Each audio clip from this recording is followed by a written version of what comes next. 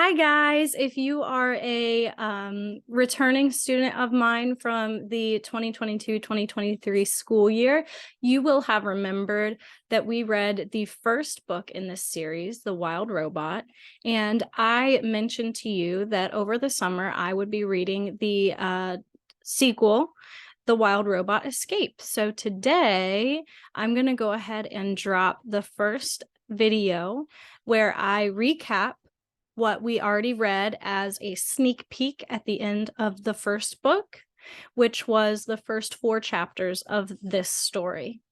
So this story is by Peter Brown, and I loved his first book in this series. We love Roz and Mrs. Keller's class, and I just can't wait to see what ends up happening next. So let's go ahead and get started with chapter 1.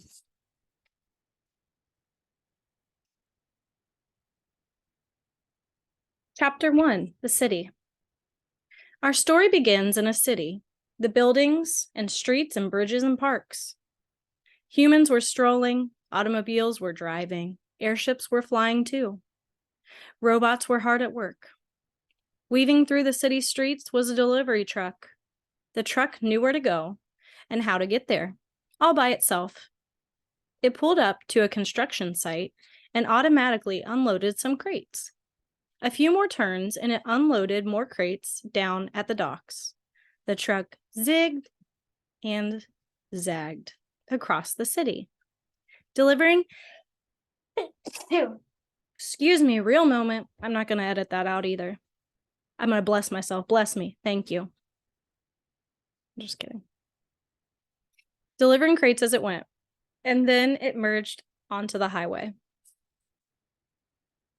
Cars and buses and trucks were cruising along the highway together.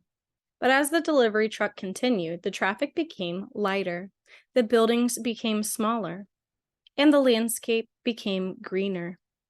With nothing but open road ahead, the truck accelerated to its top speed. The landscape outside was now just a green blur, occasionally broken by a flicker of gray as a town flew past.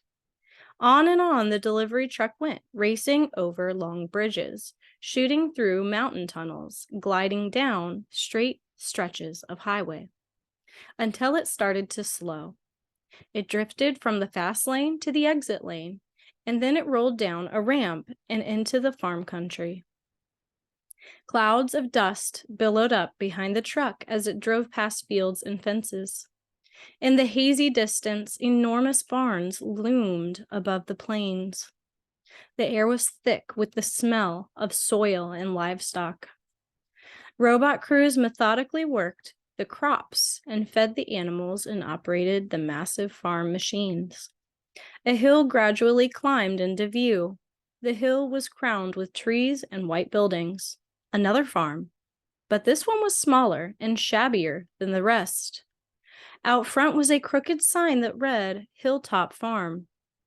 Wheels crunched on gravel as the delivery truck rolled onto the driveway and up to the top of the hill.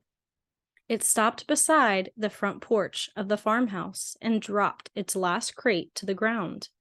Then the truck drove away.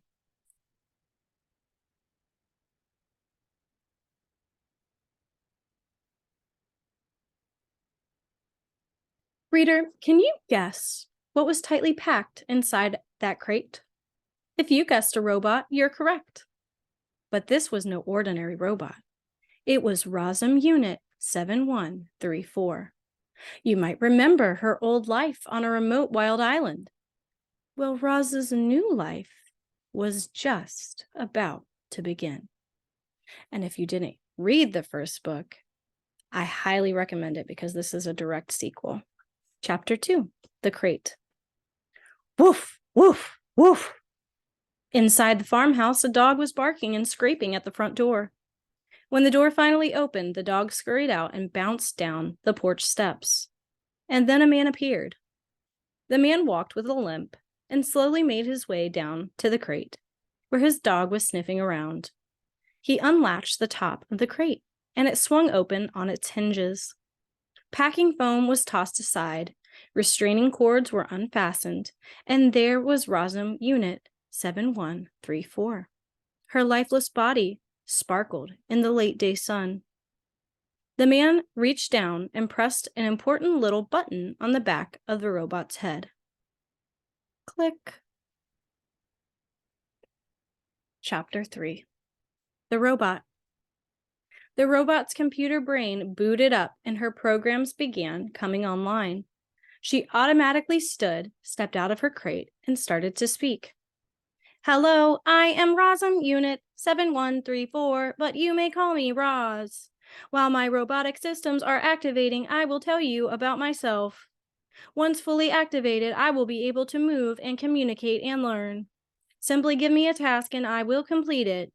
Over time, I will find better ways of completing my tasks. I will become a better robot. When I am not needed, I will stay out of the way and keep myself in good working order. Thank you for your time. I am now fully activated.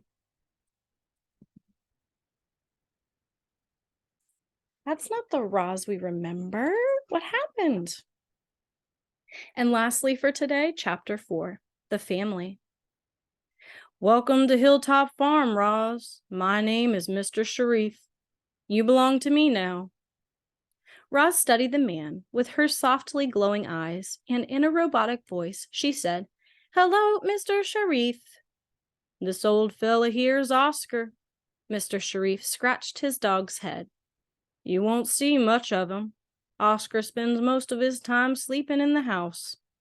Hello, Oscar, said the robot. A goofy grin stretched across the dog's face, and he let out a happy yelp. Mr. Sharif pulled a small computer from his pocket. He tapped the screen and brought up a map of Hilltop Farm. There you are, Roz, he said, as the robot's electronic signal appeared on the map. You'll be working all over this farm, and now that you're in the system, I can always see right where you are. What would you like me to do? Said Roz. You can start by putting your crate in the garage over there. I'll hold on to it in case I ever have to send you back to the factory. Clearly, Roz was designed to take orders because her body automatically did as it was told. She stuffed the packing materials into her crate and carried it into the garage. When Roz returned, Mr. Sharif was watching a school bus winding along the country road. Oscar barked and dashed off as the bus came to a stop at the bottom of the driveway. A boy and a girl jumped out, and the bus drove on. In their matching school uniforms, the children looked almost identical. But the boy was a little taller, and the girl's hair was a little longer. They meandered up the driveway and romped around with their dog until they noticed Roz. A robot, said the girl, running up. It's about time we got one, said the boy. She's refurbished, said the man.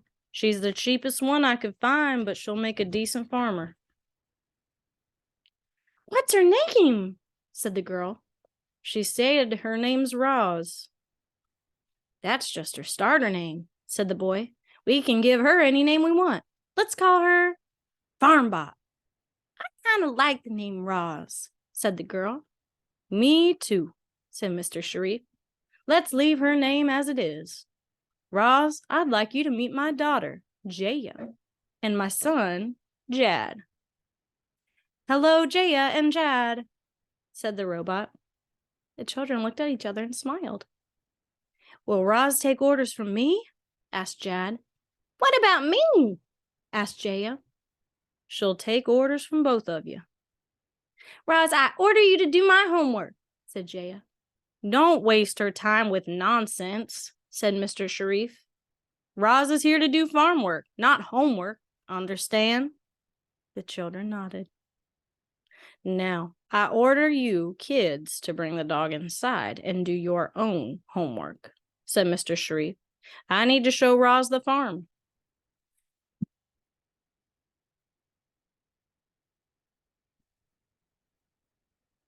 And we will go ahead and stop there for today, but I hope you enjoyed this little recap and also preview for the sequel to The Wild Robot. This story is called The Wild Robot Escapes. I'm so excited to go on this journey with you. This summer, and hopefully you get to see this video before our last day of school tomorrow. I'm gonna miss you guys. Tomorrow's gonna be such a great day spent together, and I hope you join me again. Probably Monday will be the next time I have to be able to record and upload the next couple chapters of this book. And I hope to see you then. Comment if you got a chance to watch this video. Let me know what you think is going to happen next. What happened to Roz? Why is she not acting the way that she did in the first story? And how is it that she ended up on this farm? Who are these people? What's going to happen? So thank you again so much for joining me for the first 4 chapters of this story, and I can't wait for you to join me throughout the rest of the book. Have a great day. Bye.